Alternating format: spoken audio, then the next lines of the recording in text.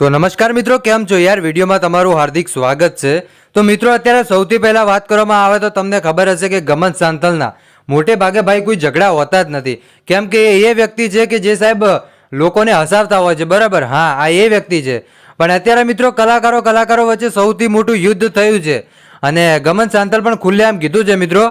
અને આખી આ ઘટના શું છે એ તમને કહેવાનું છું ને, ગમન સાંતલ ગુસ્સે કેમ થયા છે અને ગમન સાંતલ ખુલ્લેઆમ કહી રહ્યા છે મિત્રો કે જેને નામ લીધું છે એમનું એને હવે ખુલ્લેઆમ મારવાના છે। જી બિલકુલ।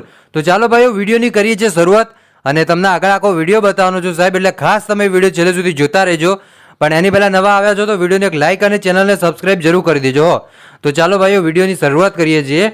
તો મિત્રો, વાત એવી છે કે ગમન સાંતલનું કંઈક ગ્રુપ હશે, એમાં ગ્રુપમાં મિત્રો એક ભાઈ હતા અને એ ભાઈ ગમન સાંતલને કહે છે કે તમે માતાજીના બધા પૈસા ખાઈ જાઓ છો અને દીપોમાં વિશે ઘણું બધું બોલ્યું હતું।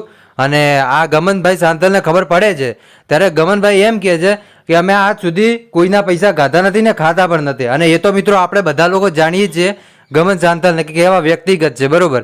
એટલે જે ભાઈએ એવું કીધું છે એ ભાઈને ખુલ્લેઆમ ગમન સાંતલે ધમકી પણ આપી છે કે હવે તમે જ્યારે ગામમાં આવશો ત્યારે કે હું તમને બતાવીશ કે કોને પૈસા ખાધા છે ને કોને નથી ખાધા। હવે હું તમને વિડીયો બતાવી દઉં ભાઈઓ। તો સૌથી પહેલા તમે આ વિડીયો જોઈ લો અને તમે શું કહેશો મિત્રો આપણા ભુવાજી વિશે કમેન્ટ કરીને જરૂર બતાવજો કે ખરેખર આપણા ભુવાજી સાચા છે કે ખોટા છે।